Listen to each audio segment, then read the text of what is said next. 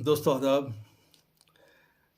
आज 31 अगस्त का दिन था और आज से पहले 15 दिन जो वर्कशॉप शुरू हुआ था डिग्री कॉलेज हैदरपुरा में, उन बच्चों ने आज एक प्रोडक्शन पेश की टैगोर हॉल के स्टेज पे।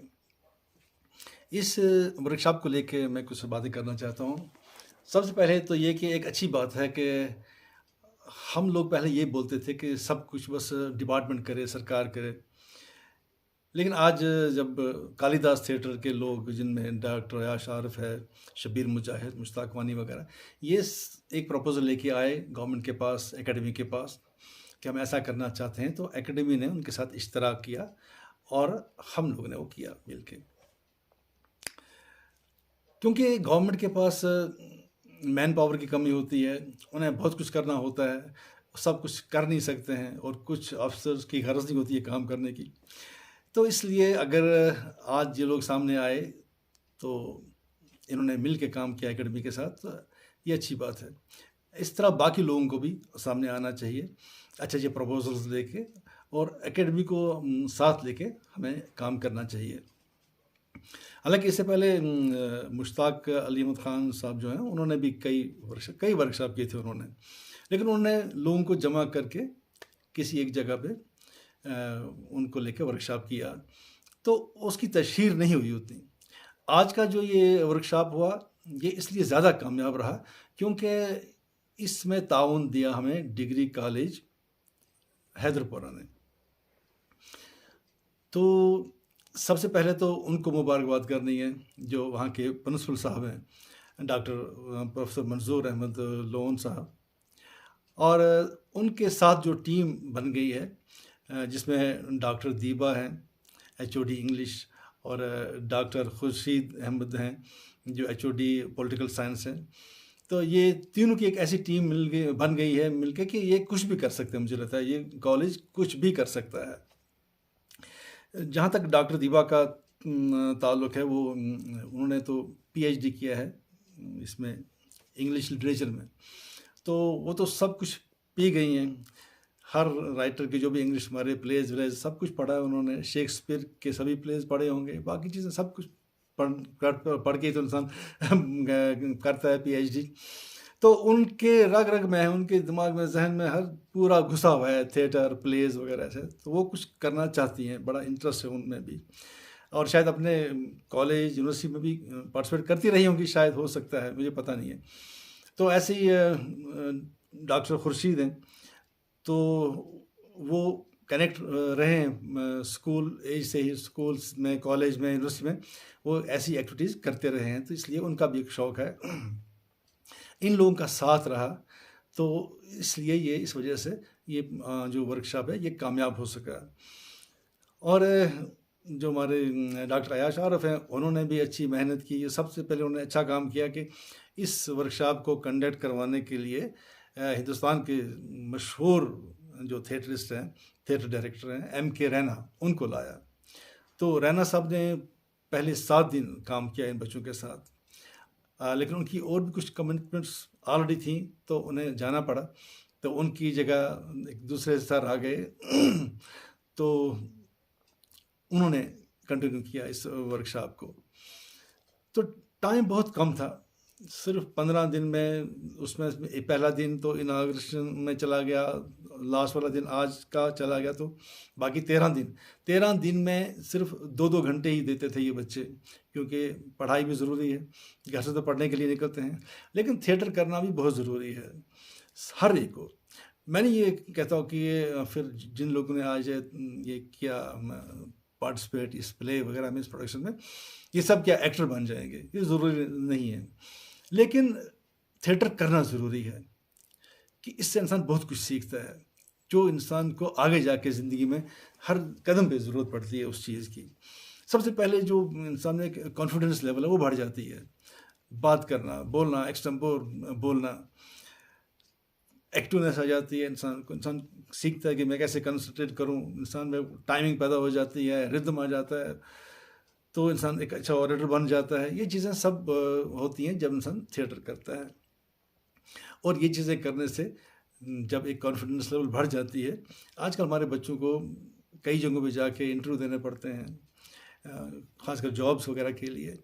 तो वहाँ अगर कोई बच्चा जो बड़ा शर्मीला सा हो, जवाब देगा, सही जवाब देगा लेकिन आँखें नीचे झुका के बोलेगा सर ऐसे-ऐसे, तो जो इंटरव्यू देने वाला होगा तो पहले उसके कुछ मार्क्स कम कर देगा कि इसकी तो प्रेज़ेंटेशन ही सही नहीं है। ये तो आई कॉन्टैक्ट नहीं है, इसमें आई लेवल बड़ा नीचे रख के बात करता है।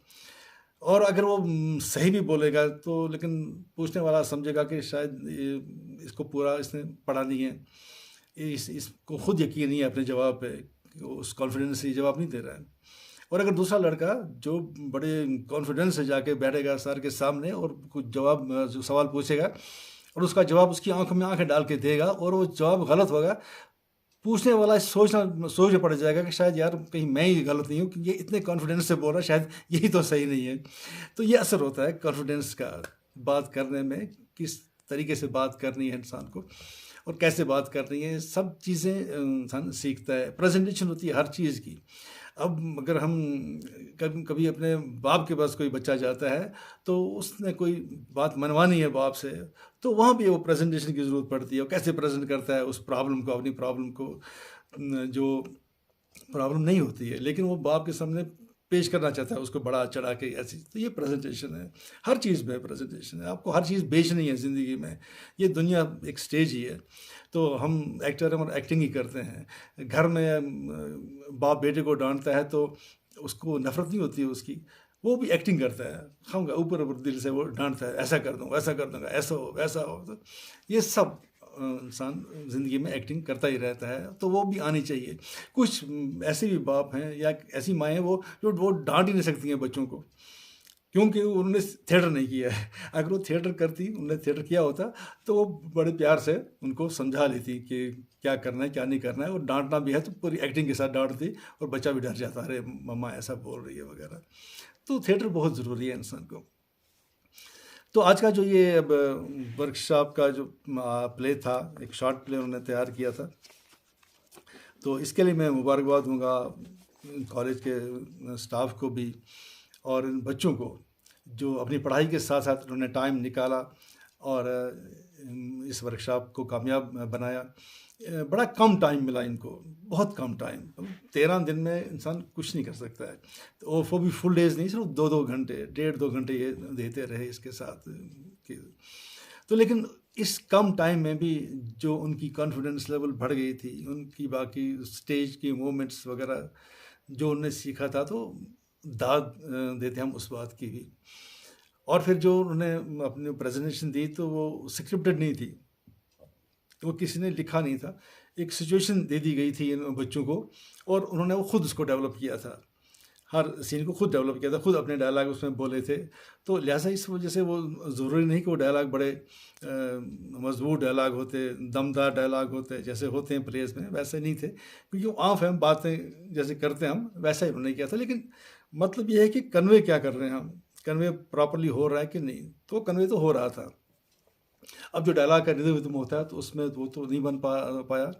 लेकिन ये भी एक तरीका होता है कि हम आर्टिस्ट को, एक्टर्स को सिचुएशन देते हैं, कहते हैं खुद डेवलप करिए आप, तो वो भी एक एक्सरसाइज हो जाती है उनकी कि वो कैसे सोचते हैं, इमेजिनेशन बढ़ती है उनकी, बाकी चीज़ें बहुत कुछ करते हैं हम थिएटर में। तो ये ट्रेनिंग का एक हिस्सा है। तो इन बच्चों ने वैसा ही किया था, इनको स्क्रिप्ट नहीं दिया गया था। हालांकि वो तो ज़्यादा ईजी रहता अगर स्क्रिप्टेड होते डायलॉग, ये स्क्रिप्ट है, ये लाइनें आपकी हैं, ये आपकी वो लेके बोलते, वो भी अच्छा रहता है। लेकिन ये भी एक तरीका, ये नहीं कहेंगे कि उन्होंने कुछ गलत किया है। हाँ, अब जो फैकल्टी मेंबर हैं उन्होंने मतलब पूरा ध्यान नहीं दिया हर चीज़ पे, ऐसे ही कहा चलो बस बच्चे हैं तो इन्होंने कौन सा कहीं कंपटीशन में देना है वगैरह। तो क्योंकि कुछ जगहों पे कुछ बच्चे बड़े अच्छे थे, बहुत टैलेंटेड थे। एक अनम नाम की लड़की थी, बच्ची एनी उसको बोलते हैं, ज़बरदस्त काम उसका, और वो खुद लिखती भी है वर्स में। उसने जो एंड पे मैसेज दी उन्होंने एक गाने में, वो उसने खुद लिखा था। और आदिल एक लड़का था, बहुत अच्छा टैलेंटेड लड़का, एक जिरकन ऐसा कुछ नाम था एक लड़की का, उसने बहुत अच्छा रोल किया। बाकियों ने भी, लेकिन अब मुझे सबके नाम तो याद नहीं है, तो ऐसे जब सुना उनका वो कैरेक्टर में नाम थे उनके, तो इसलिए याद रह गए। तो अनएक्सपेक्टेड था हमारे लिए कि इन 13 दिनों में ये बच्चे इस काबिल बन गए हैं कि अक्सर बच्चों ने तो कभी प्ले किया ही नहीं था, स्टेज पे आए नहीं थे ड्रामा वामा करने के लिए, चाहे लड़कियां थी या लड़के थे।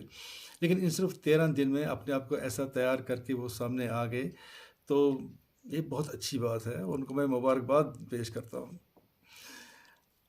और इसके साथ ही कुछ और आइटम थे आज जो 2 स्कूल के बच्चों ने पेश किए। एक आईपीटीएस स्कूल है, उन्होंने 2 आइटम पेश किए उन स्कूल के बच्चों ने, एक वेलकम सॉन्ग और एक कश्मीरी रूफ। बहुत अच्छा, बहुत प्यारा कॉस्ट्यूम प्रॉपरली, उनके स्टेप्स वगैरह बहुत अच्छे थे, मेहनत की थी उन लोगों ने भी। और दूसरा स्प्रिंग बर्ड स्कूल है, तो उनके बच्चों ने आइटम पेश किया भांगड़ा। तो बडगाम साइड में सरदार भी काफ़ी रहते हैं, तो मैंने कहा चलो अच्छा है, भांगड़ा आ गया, तो जी पर्दा उठने लगा, सब लोग खुश। ये कुछ चीज़ें होती हैं ना जो जिनका नाम सुन के इंसान उस मूड में आ जाता है। अगर भंगड़ा देखे तो सब तैयार थे कि अब शुरू हो जाएगा नाचना वाचना। तो जो ही पर्दा उठा था, मैं देखता हूँ कोई पगड़ी नहीं है सर पे किसी के, तो कोई सरदार नहीं है इसमें, ये सब अपने कश्मीरी मुसलमान लड़के हैं और ये भांगड़ा कर रहे हैं और ज़बरदस्त भांगड़ा कर रहे हैं, बहुत अच्छा भांगड़ा कर रहे हैं। ये फ़ायदा है आजकल जो यूट्यूब पे हम देखते हैं, फ़ोन हाथ में है तो सामने बैठ के हम चीज़ें देख के सीख सकते हैं। जिनको सीखने की गरज हो वो इसको पॉजिटिवली इस्तेमाल कर सकते हैं, यूट्यूब वगैरह को। लोग पढ़ते हैं, पढ़ाई करते हैं, यूट्यूब से लेसन सुनते रहते हैं। ऐसे ही कई लोग म्यूज़िक सीखते हैं, बजाना, गिटार बजाना सीखते हैं। जिनको अच्छी चीज़ें सीखनी होती हैं वो सीख लेते हैं। ये हम तक है, हम ये इसको फ़ोन को या यूट्यूब को, बाकी चैनल्स को कैसे इस्तेमाल करें। तो इन बच्चों ने भी जो भी सीखा था वो ऐसे ही देख देख के सीखा था, किसी ने ट्रेन नहीं किया था उनको आके। तो बहुत अच्छा आइटम था उनका भी। शुरुआत तो भांगड़े से थी, फिर उसमें कुछ और भी रंग आ गए, तो लेकिन बहुत अच्छा प्यारा आइटम था उनका भी, तो उनके लिए भी ताली हो जानी चाहिए, क्योंकि पहली बार मैंने सरदारों के बगैर किसी को भांगड़ा करते हुए देखा, और वो भी कश्मीर के बच्चों को। तो जो कालिदास थिएटर ने एक अच्छा कदम उठाया था, वो आज पाए तकमील तक पहुंच गया। उम्मीद है कि बाकी लोग भी आगे आएंगे अपने अपने प्रपोजल्स लेके। बाकी कॉलेजों में भी ऐसा कर सकते हैं हम या इसे ये 15 दिन का था, 1 महीने का कर सकते हैं, 2 महीने का कर सकते हैं वर्कशॉप, इससे अच्छा प्ले कर सकते हैं। ये तो एक शुरुआत थी जो कामयाब रही। अब इसको बुनियाद बना के हम आगे और बहुत कुछ चीज़ें कर सकते हैं, और मैं उम्मीद रखता हूँ कि हमारे जो भी बाकी थिएटरिस्ट हैं, ख़ासकर मुश्ताक अली अहमद ख़ान साहब लोग ऐसा काम करते रहते हैं, उनसे मुझे काफ़ी उम्मीदें हैं। और डॉक्टर अयाश आरब भी इसी पे ये करके बैठ नहीं जाएंगे सॉरी, वो भी आइंदा काम करते रहेंगे आगे भी। तो आप सबको मुबारक जिन्होंने ये वर्कशॉप कंप्लीट किया, एक अच्छी प्रोडक्शन पेश की। और जो बाकी हमारे थिएटरिस्ट हैं, अब 4 तारीख से कोई 4-5 प्लेस हो रहे हैं टागोर हॉल में, उनको मैं ही बोलता हूँ कि वो पूरी तैयारी करें। अगर पूरी तैयारी कर लो फिर आओ, अगर आप चाहो तो 10 दिन पीछे ले जाओ प्ले, लेकिन जब सामने आओ तो पूरी तैयारी करके होनी चाहिए। कोई ये ना कहे कि सर हमें टाइम नहीं मिला रिहर्सल का, ऐसा नहीं कहना चाहिए, क्योंकि हम तो आपको नहीं कहते हैं कि आप आइए हमारे सामने, आप लोग खुद आ रहे हो तैयारी करके। लिहाजा कोई एक्सक्यूज़ देने की ज़रूरत नहीं पड़नी चाहिए, पूरी तैयारी से आइए। और बाकी लोगों से मेरी गुजारिश है कि आप लोग आइएगा वो प्लेस देखने के लिए। जब हॉल हाउसफुल होता है तो मज़ा आता है आर्टिस्ट को भी एक्टिंग करने में, अपना फ़न दिखाने में।